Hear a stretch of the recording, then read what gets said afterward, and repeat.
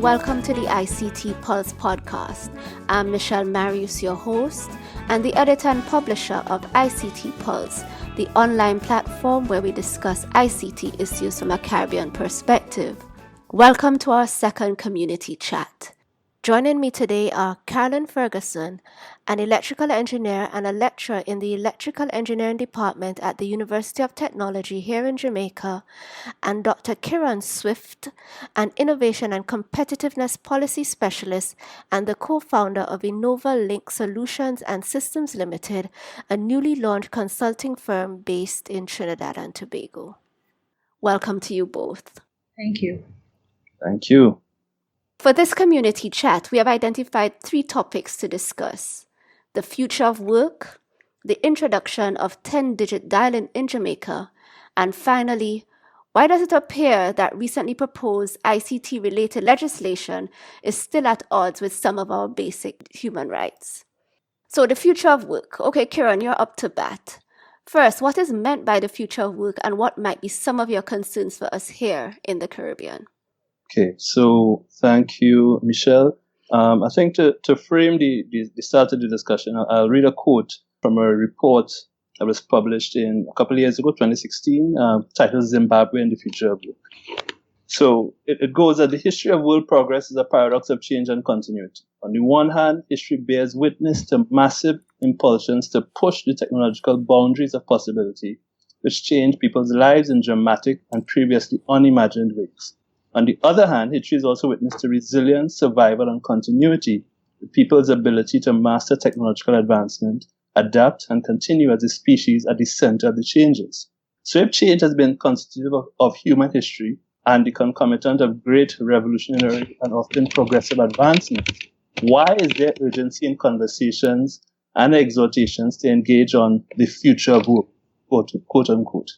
In part, is because the levels of change taking place are unprecedented. One analyst, Ray Kurzweil, a futurist and Google's chief engineer, commented that 20,000 years of progress would be crammed into the next 100 years. And the ILO remarked in 2013 that processes of change were taking place at such speed and on such a scale as to constitute a transformation of the world of work. So, despite the title of this topic, right, the future of work, the question of it isn't some futuristic academic issue. It is very much relevant today. We feel its effects in changes to how our professional or political or social, economic and personal spaces interact even today. And to drill that down into something that is a bit more poignant for us in the region, there are a number of trends that each one individually and then also interacting to impact how work is understood and what work means. So first, obviously, and given the nature of this chat, is technological change. ICTs themselves are doing things that, as the quote that I just read points out, are causing some changes. Not that the change in the way that human interaction happens is new, but the speed at which these changes are happening and the scale at which they are happening. So, of course, someone can develop an app right there in Jamaica, right here in Trinidad and Tobago now, and within a matter of hours or days can have that app scaled and accessible and applicable to billions of people around the world, just like that. Yeah? Yes, and yes. That isn't the nature of that sort of change isn't something that has occurred previously in the past. Another aspect to this whole issue that is pertinent for the region is an aging population and the trends towards an aging population and what that will mean for the size of the relevant workforce going forward. A third aspect, I think, is very critical for all our countries is the issue of migration, both out of the region, so the typical brain drain, and also migration into the region from more populous countries in the East, like China and so on. What are the impacts of those sort of changes? The diaspora is also a critical element, and the diasporic economy. So issues of remittances, issues of knowledge transfer, and so on, from persons who are drawn from the region, have a connection to the region, but maybe based in the metropole somewhere in the world. So you could sort of tackle this issue of the future of work in a multiple different ways. But the one question I would want to pose, and perhaps we could use to sort of centralize the discussion today is a school child who starts school this year, right? So we're in June right now, the 1st of June. So come September, school child who starts, as we would say, in first year this year, by the time they finish school, let's say they get to, the end of Form 5, the end of Form 6, not even counting in any time spent at tertiary education, they are going to encounter job roles. They're going to encounter particular types of firms and corporate firms. They're going to encounter different types of technologies that right now do not even exist. Yeah? We let that sink in for a bit. So how then are we, based on the way that policy is driving our education system, based on the way that our labor systems function, based on the way ICTs are being integrated, or technologies more generally being integrated or not into both the public and private sectors, how are we as a society really preparing those first-year school children to not just adapt, but to thrive by the time they finish school? So I'll stop there, and I suppose we could tackle that question in a few different ways. Kieron, that was just an excellent introduction, and I'm furiously making some notes. But before I jump in, Carolyn, I'll give you an opportunity to at least put your 2 cents in first. Certainly. Thinking about that, the idea that persons who are going to start their educational foray now, we don't know what jobs they will encounter, what technologies they will encounter. And I believe that one of the ways that could actually be addressed would be through having STEM programs. And I'm being a little biased because that is also a passion of mine. But it is important and notable that he did highlight the age profile of our populations, not just because this would affect not just Trinidad where he's at, but most countries in the Caribbean. So we would have to pretty much be taking a proactive approach. Being in the academic environment where research and publication is important, once we as tertiary and academic institutions within the Caribbean keep working together, publishing together and researching, we can stay on top of, or at least hopefully stay ahead of, or at least not be far behind any of these trends that could be taking place or happening. So I think it is important for us to stay knowledgeable and current, especially in academia at that level, so that we can serve our communities through publishing research, conferences, and making contributions to the way school curriculum is designed. Absolutely. At least for my part, one of the things that certainly jumped out at me was just the fact that we are already beginning to see the impact of technology on the world of work. Based on the previous episode, which was with Radio Sam of Avasant on business process outsourcing in the Caribbean, that industry is already beginning to see the impact of automation, artificial intelligence, cloud, etc. on how work is done, how their operations are being structured, on the talent that they need to service that industry. So I recognize that already we are beginning to see that new and different types of jobs are emerging, coming out of all of these technological changes. And, there is a question as to the extent to which probably, you and me as contemporaries are ready for the future of work, because we probably still have, a fair number of years in our working lives still to go, but also students those who are in school currently and those who are just about to start.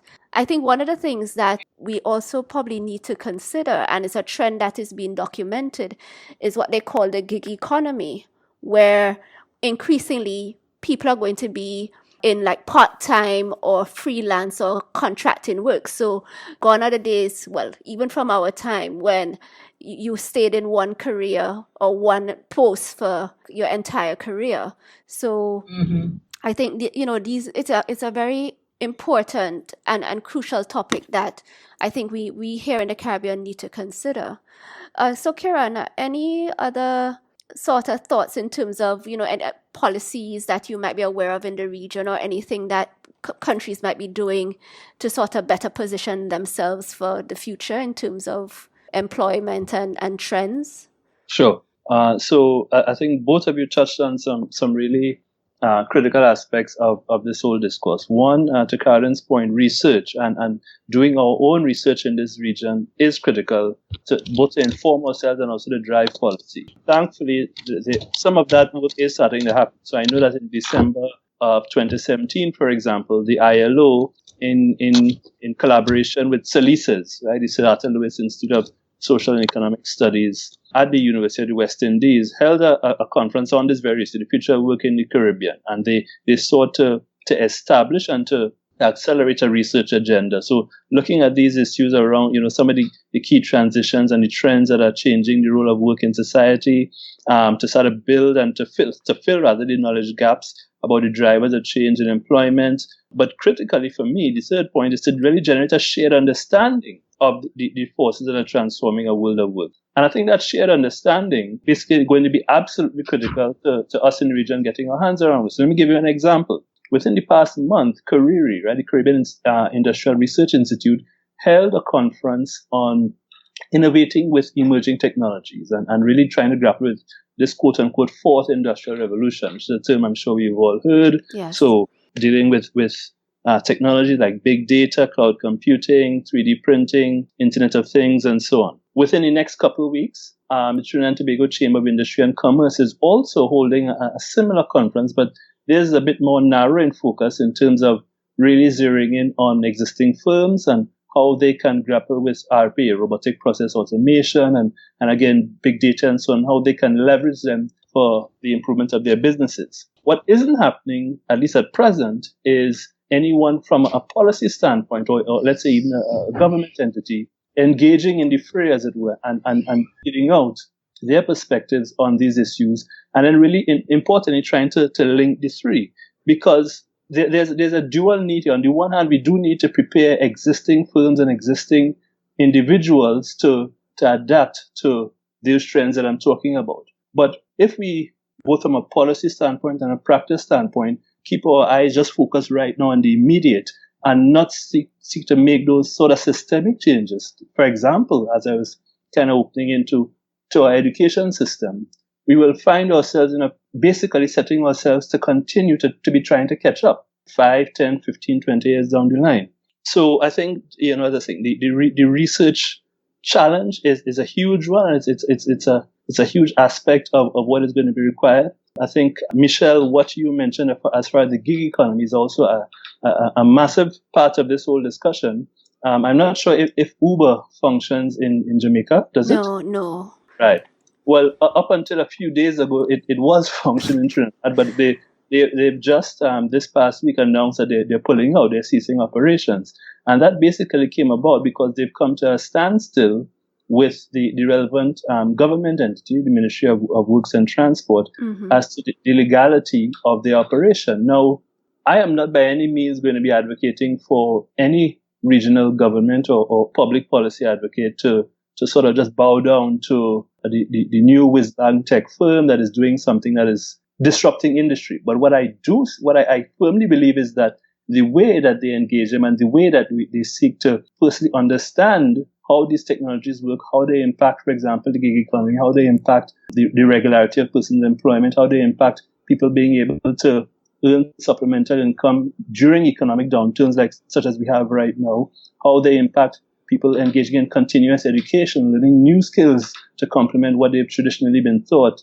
If those discussions aren't happening, and if it's just a very narrow sort of, well, you're operating outside of our laws, so, you can't go any further, then I think we're going to be missing opportunities, as we seem to be missing one right here now in Trinidad and Tobago, to really dig in a real practical way that people all around on the ground level, as it were, can understand, right? To use the Uber example, everyone needs to transport, everyone needs to get from point A to point B. I don't know, but I imagine in Jamaica, traffic is a serious situation. I mean, it certainly is here. That's why it took me almost an hour to get from my previous location to where I am now. Even though without traffic, it would take no more than about 25 minutes. Traffic is a perennial concern.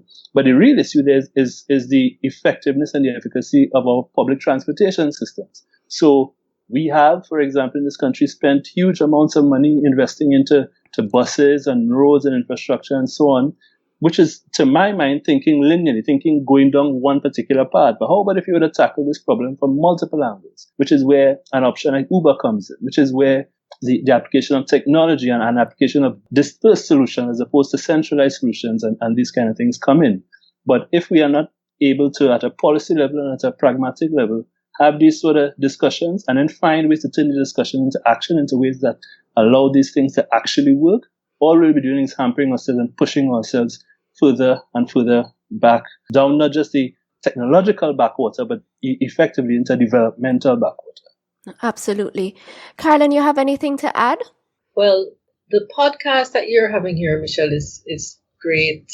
I think that more and more people should be aware of these things.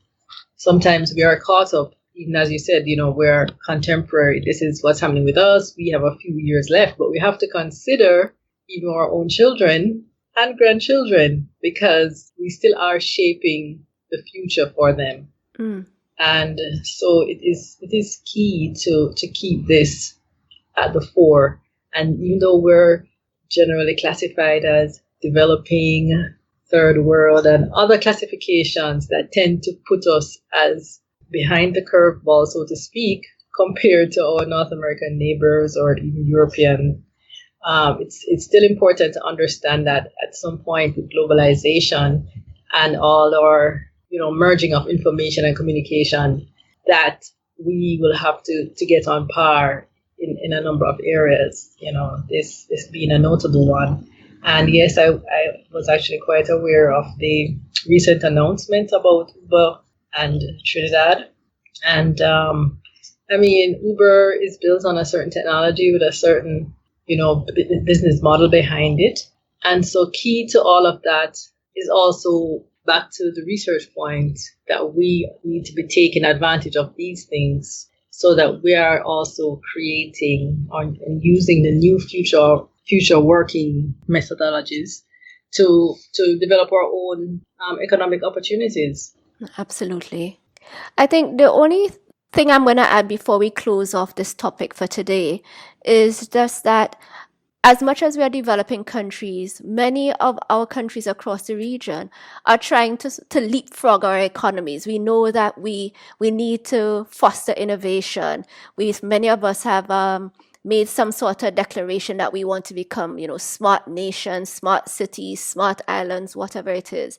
So there is a sense that we know that we need to more proactively shape our own destiny and try to ensure that we remain competitive within, the global environment. But I think what is really coming home to me is just the fact that we maybe, as Kieron said, maybe thinking about things a little bit too linearly. We think about, let's say, smart cities in terms of the infrastructure. But, what are we doing in terms of education to position students and children to where we think not only where we think we want to go, but where the world is going. So I think that is definitely something that we need to probably consider and really, as you said, Carolyn and Kieron did support, be looking at, generating our own research into what the future of work might look like for the Caribbean. Indeed. Absolutely. And Michelle, if I could just add one thing in just in closing of this point, I think, I wouldn't want to leave any of the listeners, thinking that I'm coming at this from a pessimistic or all is lost sort of perspective. Absolutely not. Is the exact opposite. Because as you're alluding to, there is rather a huge number of startups, new tech savvy firms that have interacted with over the past 4 years. And what they are doing is basically on par with anything else that you would see in any other parts of the world. We have persons who work in the public sector, as I recently was, who are very much appraised of these issues and who are battling in the trenches to sort of make the changes from a policy level that are required.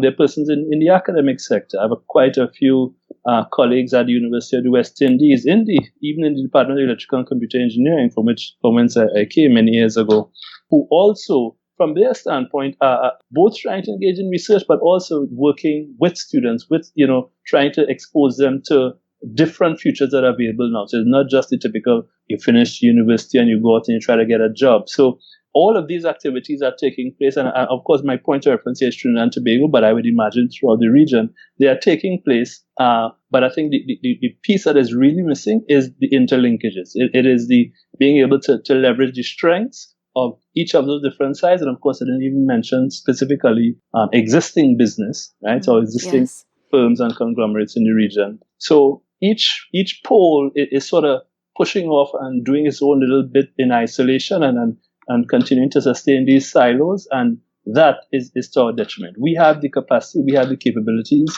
in this region, albeit in disparate, little separated ways, that were we to link them up, we really could, as you're saying, leapfrog past anyone else in the world. Because, I'm sure that you all have also experienced it. We go anywhere else, and you take these same individuals, and we are the ones leading in firms and in universities and so on across the world. So absolutely. In terms of capacity, we have it. Capabilities, rather, we have it. What we need to do is then link it together and put it together for our benefit here in the region. No, definitely. All right, moving right along. The introduction of 10-digit dialing in Jamaica. So Jamaica will soon have 2 country codes, 876, of which many of us are aware and which is what currently obtains, and soon 658. So in anticipation of having 2 country codes on May 31st, which was yesterday for us here while we were doing the recording, the country switched from dialing just 7 digits to dialing 10 digits. So now in Jamaica, even if you're dialing locally, you must dial 10 digits. The country code 876 and then the local number. Carolyn, you proposed this topic for us to discuss. Why? Well, in addition to how I was previously introduced, I am a volunteer member on a committee, which is the Consumer Advisory Committee on Utilities.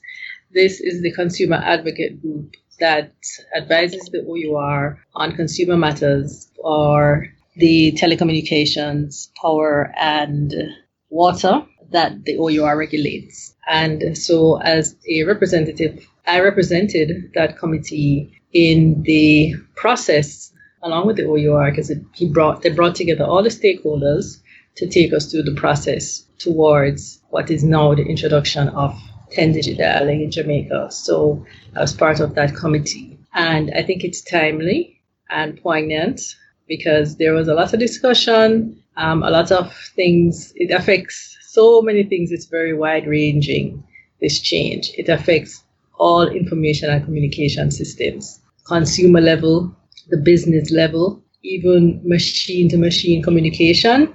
It affects quite a lot of things locally, especially. So it was the OUR who are, charged with the telecommunication regulation. They monitor and made a determination of the possible exhaustion of the existing numbers under the area code 876 that we would say currently have, and determine that these numbers are moving towards exhaustion using the information that they have garnered. And as a result of that, went ahead and requested a new area code, which is the first for an English-speaking Caribbean country to have not 1 but 2 area codes. There's quite a bit of numbers under there. And so they requested this new area code based on the information that they have received.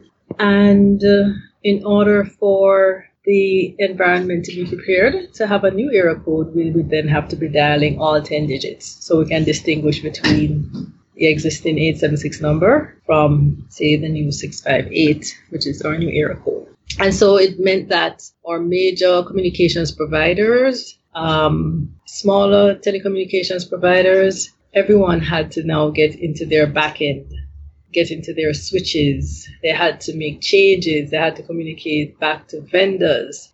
Some equipment may or may not be able to take these changes. So there's a lot of time implication, cost implication, just huge. You have to be informing internal stakeholders, internal to your businesses, external stakeholders, the persons who will be communicating with you. And if you take it, extrapolate it even further up the level with, say, consumers, how you save your numbers on your phone, even printing material and writing your number, ultimately or eventually, the whole behavior change becomes a matter for the entire country and everybody coming in.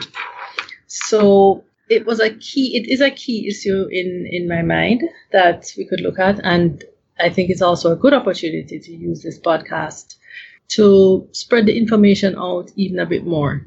Just from my perspective, I think the key part is to understand that it's 10-digit dialing first. While Jamaica has been granted a new area code, no numbers have as yet been issued with the new area code. And the OUR's website and some other information would state that the new area code may not be issued until the latter part of this year. So what we have to deal with now is dialing 10 digits. Now with the implementation since yesterday, we have what is called a period of permissive dialing. It means that if you still dial 7 digits, you will get through. However, you will get a recording reminding you that you should dial 10 digits. And you will get this recording every time you dial 7 digits. So this is expected to happen for what is currently 5 months of a permissive dialing period until the end of October, after which time we expect all persons to adjust. However, there is the caveat. I mean, there'll be monitoring and evaluation. The permissive dialing period may be extended if there is a feeling by the OUR using feedback that the adoption is still a bit slow, right? Because you don't want to disenfranchise persons. Absolutely. I am even just concerned about, I guess, ultimately, now granted that luckily there is a transition period, but the inherent frustration that is likely to exist, because what I've been finding is that as much as probably from at least a year ago, the OUR announced, at the Office of Utility Regulations, announced that we'll be moving to 10-digit dialing, you still find that, for example, documents, government agencies, in whatever material that they're producing, they have been just still listing the 7-digit number. That is true. So I think, the change in behavior is going to take a while. It will take a while. I would agree with that. Kieron, you have anything to add? So, I mean, I suppose the first part would be to commend the OUR for being proactive about seeking to introduce that new area code. What is it again? 6658? Yes. And to introduce, this practice of 10-digit dialing before the actual exhaustion of the existing number pool.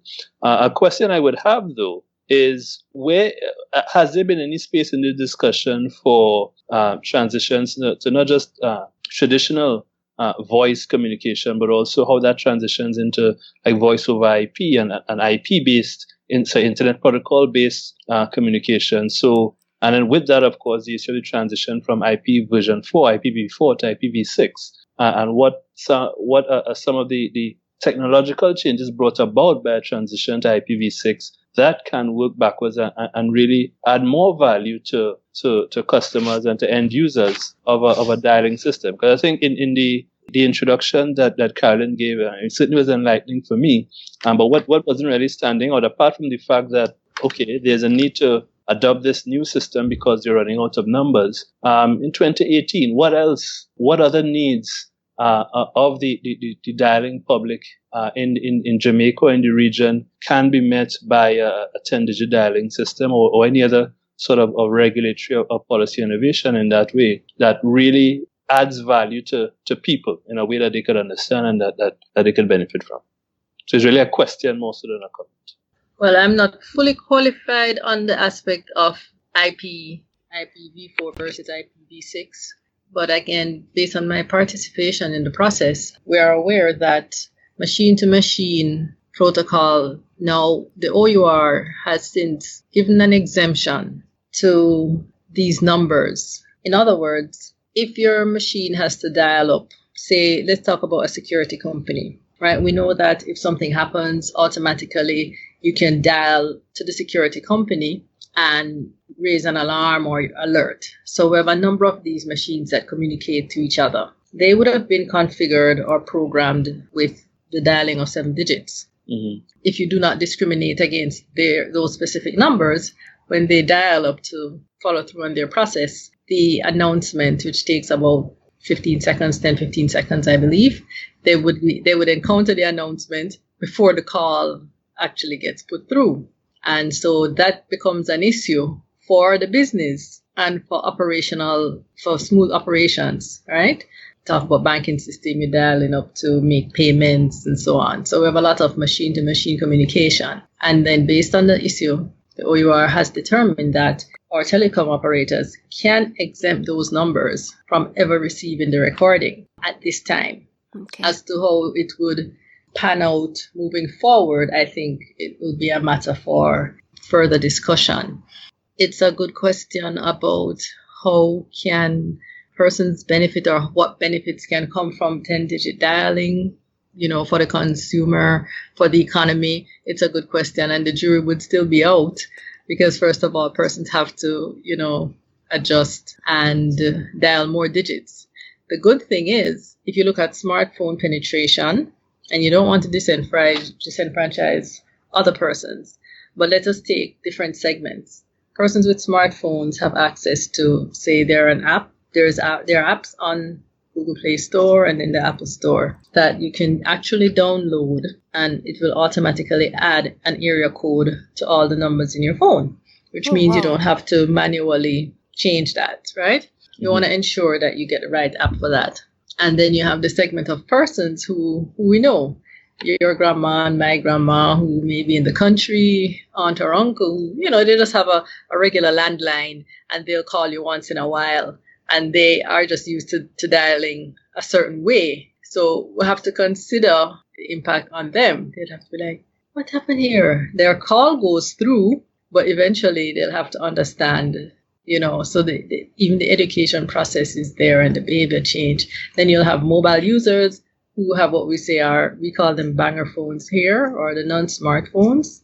Unfortunately, I'm not aware of any technologically easy way in which they can add 876 to numbers in their phones.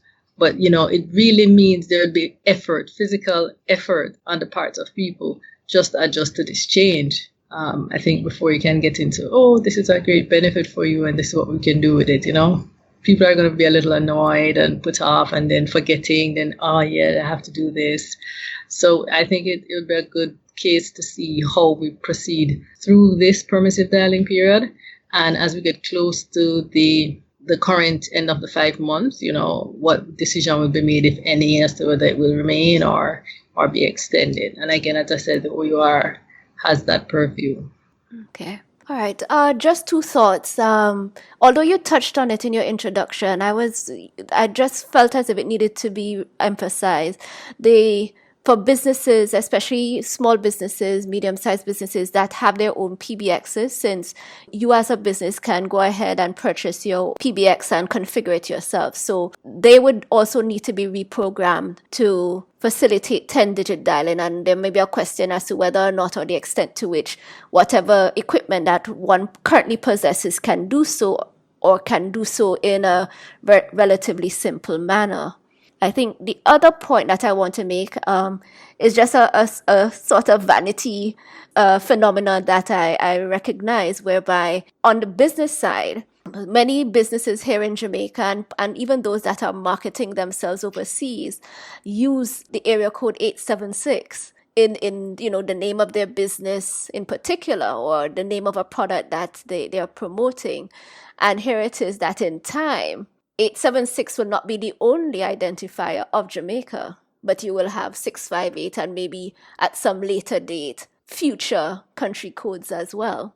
Well, the first point on the small business, especially having their PBXs throughout the process of consumer education, that was a part of the entire process with the stakeholders and OUR. Managed services contracts. You would be able to go to these small businesses or medium size. Large businesses, they probably conform a little bit more readily. And so they can work along with their service provider and get these changes. Smaller businesses, the ones who can take their PBXs off the shelf or through some other small business person, configure it themselves, allow what kind of calls they want in and what kind of calls they want to bar, we'll have to be very aware and keen on what's going to take place with this new paradigm. During the permissive dialing period, 7-digit calls will go through, but you will always get a recording. So, if I'm calling your business place and your PBX is not configured with the 10-digit dialing, if I call with the 10 digits and your PBX doesn't recognize it, my call will not go through to you. If I dial with the 7 digits, as I've always done, I will always get a recording and the call will go through. So businesses have to recognize that they need to go back to their service provider. In some cases, they probably will need to get an upgraded PBX system. And so back to the first point, this change is wide-reaching. So persons may have to expend some capital to probably upgrade their systems. And on the vanity point, which is a good one, there's another aspect of it. Persons are aware that there's a new area code, may want to have their number under both codes. Okay, yes. That is a touch and go, because no numbers have been issued under the new area code to this time, and how that would work out, I guess it remains to be seen. But, just thinking off the top of my head, for those persons who use 876 as the identifier for Jamaica, to me, it's an opportunity for someone who is savvy with marketing, knowing that there is a new area code. I think they could find a way to spin that, 876 can't, they should find a way to market it and still make it something that is Jamaican, It's just, to me, a marketing challenge. And it would be very interesting to see how those persons who work in that area actually approach it. Okay. Finally, ICT-related legislation versus our basic rights.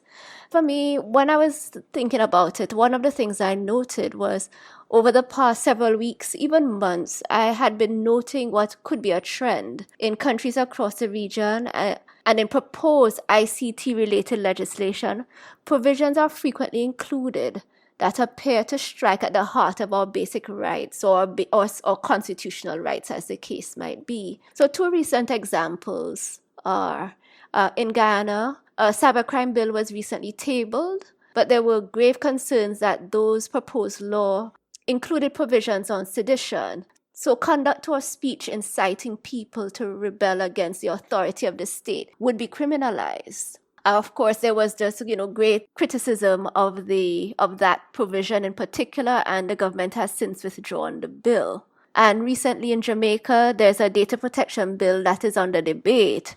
And one of the contentious issues is that there are provisions that adversely affect the press and its ability to keep us all honest. So, as drafted, the matters related to freedom of the press and journalists being able to protect their sources was not given any special consideration, and regional and international organizations expressed grave concern. And just in case we think that, these were just 2 isolated incidents, just going back a few years, I noted that there were questionable provisions in Grenada, where there was an Electronic Crime Act of 2013, where online defamation was punishable by up to 1 year in prison. So defamation, which typically is considered some sort of civil offense, has been criminalized.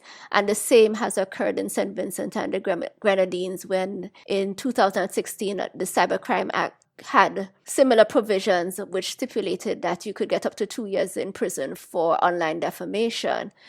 And I think most recently in Trinidad and Tobago, the proposed cybercrime legislation was roundly criticized in many quarters, including the Center for Law and Democracy, where in 2017 it said that the bill as drafted had vague and overbroad content offenses, which would have prohibited a range of innocuous, normal, or even beneficial online activity.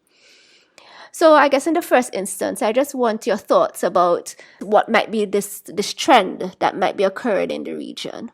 I am aware of, some of the efforts that are taking place in Jamaica to draft these cyber laws or cybercrime laws, and one thing that's unavoidable is for this to happen, you have to come up with something, because our data is is being shared and used. People shop online more, use their credit cards, give a lot of personal data. The use of social media is huge. And a lot of information goes there. So it's unavoidable that, you're going to need some policy for what we have here, data protection or, protecting against cyber crimes, defamatory attempts and so on. It is unavoidable. And I'm glad that you informed me. It's very informative too, that these things are not at odds with our basic rights. So on the one hand, it's unavoidable because people will use this information. People will have access to information and they will have a platform that's huge.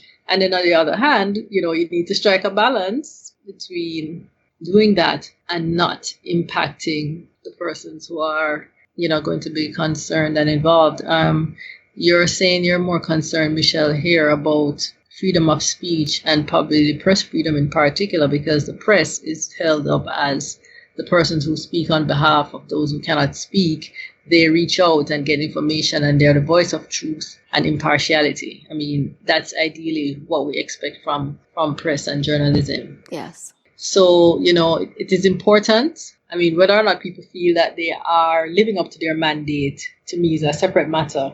And so it is important that all of this information, trying to strike a balance between all the information that's available and the rights to the information and how they, as the press, can manage and handle this information. I think it is key that they are not stifled just generally, That would be my first thought. My general point, yeah. Okay. Kieron? So I think when it comes to these issues, what we're seeing, so firstly, I think thanks, Michele, for highlighting some of these examples of what you could argue is policy or regulatory overreach, or at least attempts to overreach in the first instance across the region.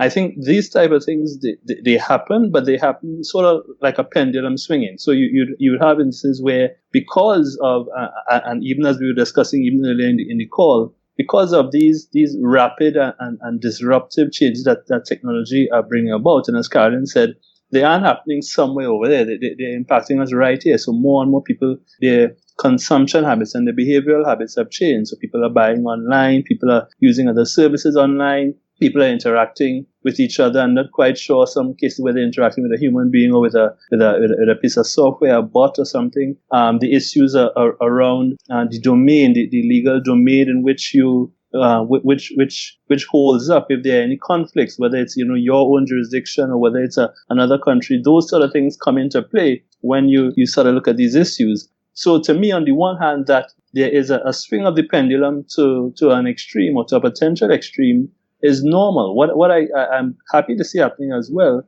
to sort of restrain that and to bring it back to a more central position are in fact these civil society or professional organizations that are speaking out and that are commenting and are basically saying to our governments that, and this is me of course not repeating them verbatim but paraphrasing, we understand that you have a role to protect the populace. We understand that you have a role to ensure good order and law and order.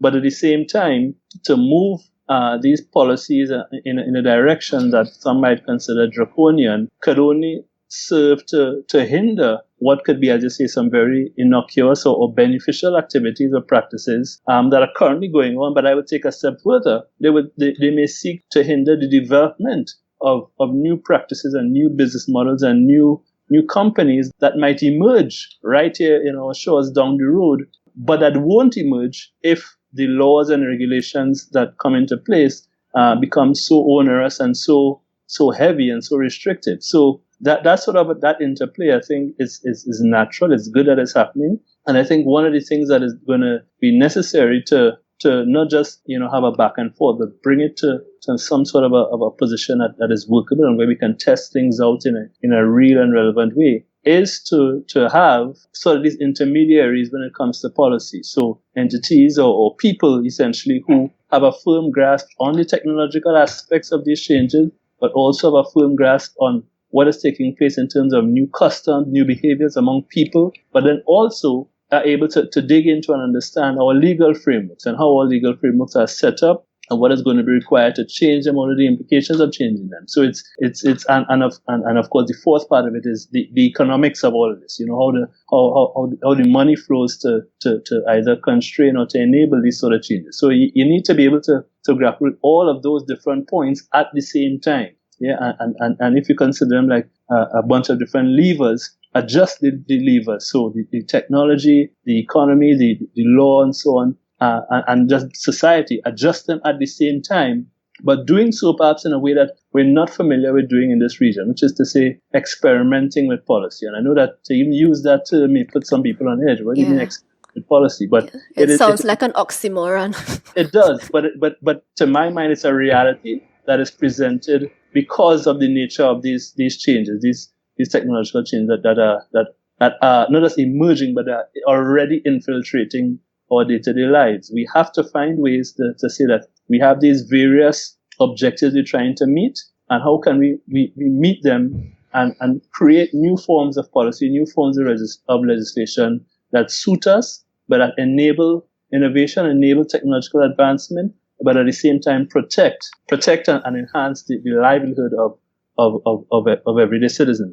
In other words, you can't look to our history books to find the answers to that, because we are butting up upon new problems. No, absolutely. We have to address the policy in new ways. Definitely, because I do think, though, that, it's a lot of the challenges that are being experienced on this sort of policy front is really down to how individuals' own sort of role and perception of themselves has changed. Absolutely. So you have, thanks to the internet, social media in particular, where, virtually everybody has their own, potentially a global platform, on which you can say things, do things, and therefore, the impact that one can have is considerable. There almost seems like if there's the effort now to sort of, censor and restrain, muzzle that sort of energy, that sort of power that we now have. And it also comes across that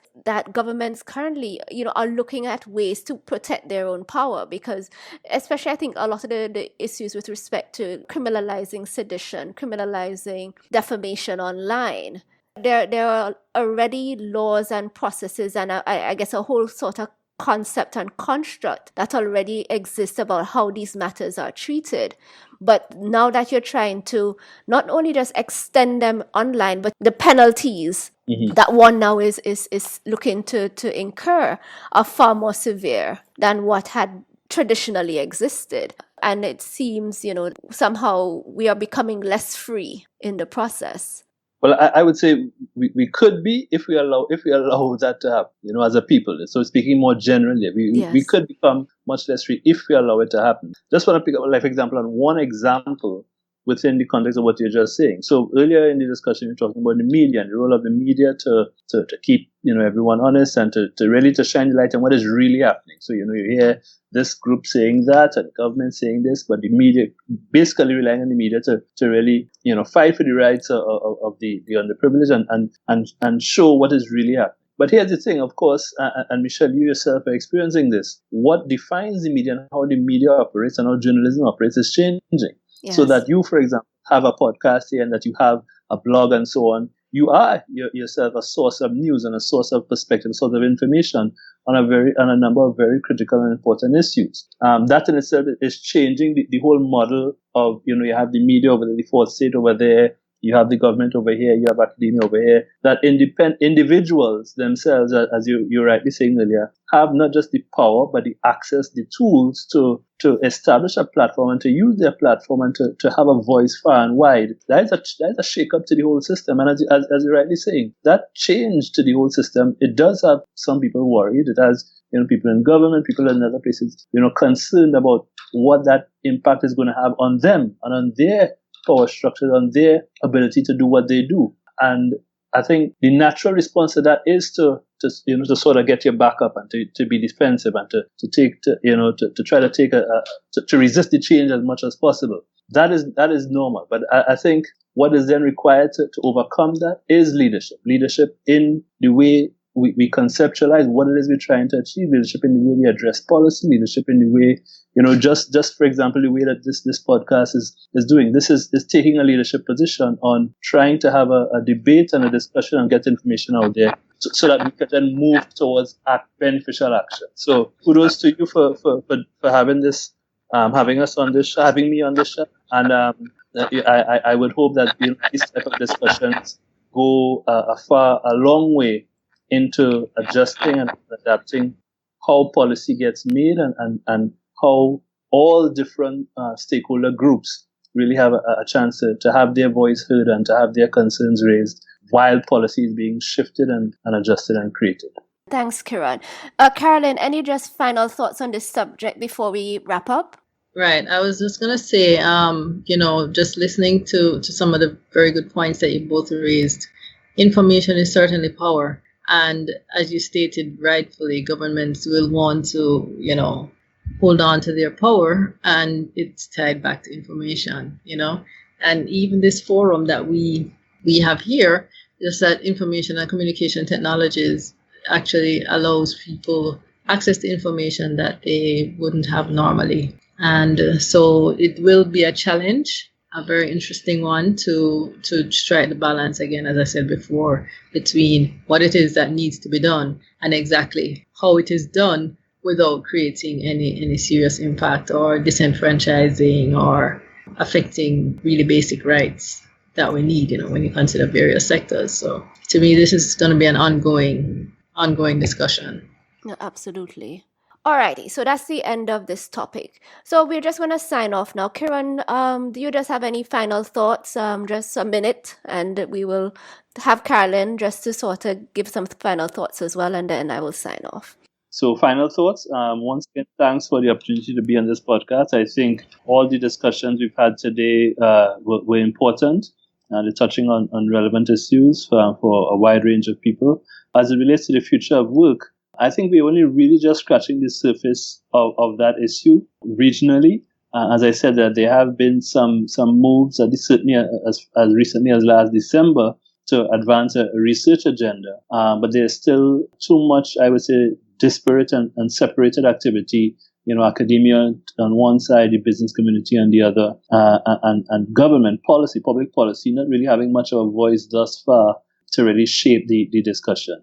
As I was saying earlier as well, I think there are a number of particular challenges that face this region where the future of work is concerned. So how we interact with technology being one, and the issue of migration, both out, so emigration out of the region and immigration into the region. They all present particular opportunities and challenges to grappling with the issue of the future of work, but it's one that we absolutely do have to grapple with because it's a moving target. And the impacts are not just going to be on us, but on future generations if we don't get a handle on the issue quickly and learn to learn, both in terms of how we do policy, how we learn, how we do business, and so on. It's a case of continuous change and continuous education needing to take place. So that's it for me. Okay, thanks, Kieron. Carolyn? Well, just generally that the discussion where information and communication technologies needs to take place. I commend the forum that you have here and really wish it all the best and that it will be impactful. And just to look at the fact that we consider the way we work. Ironically, we now have 10-digit dialing, and so it affects the way people work, which, just at the operational level, looking at the fact that you have 10-digit dialing versus 7-digit dialing that you used to do just 2 days ago. And then we look at how all this data that we have access to and who has access to it and who can say what, and whether some persons feel that journalists, for example, have the right to say certain things or not, or the things that you say are libelous and we will lock you up for it type of thing. So our lives are really tied into ICT and we need to be more informed. We need to be very informed and very responsible in all areas. And the change is a sure constant and something that we definitely need to work with. That to me is increasing the awareness and keeping the discussion going is very important. Absolutely. So just on my part, just thank you both for coming on. I do think that for at least many of these topics, they could be a whole episode in and of themselves, and we will definitely schedule some in the future. At least it's good that we begin to just introduce them and begin hopefully to get people to think more critically about the future of work, dialing and numbers, and how what might be relatively straightforward changes affect business and behavior. I guess with respect to the laws, I think it just underscores that we all need to be vigilant in terms of just paying attention to what are the provisions that are being included, and get a better sense as to how we might be affected. As much as maybe journalists might be very prominent in a lot of those discussions, especially with respect to defamation, they are not the only ones who will be affected. For example, anyone who could be accused of making defamatory remarks, and you may find yourself facing criminal prosecution. So I think sometimes we as individuals don't pay attention to the policies and the changes that are happening around us, and probably relying on others to do so, granted that we are going to be affected in the long run. So hopefully we will become a little bit more proactive. All right, folks, I think that's it for us today. Thank you again for joining me on this podcast, on this community chat. And I guess hopefully we will be able to schedule your participation in other conversations in the future. Okay, great. Thank you. Thank you, Michelle. That's it for today's episode. Thank you so much for listening to the ICT Pulse podcast. You can find links to some of the things we talked about on our website, ict-pulse.com. If you like this episode, please show your support by leaving us a review on iTunes, as it will help others find the show. You can email us at info@ict-pulse.com, or drop us a note on our Facebook page, facebook.com/ICTPulse, or via Twitter @ICTPulse. We hope you'll join us again for our next episode. Take care.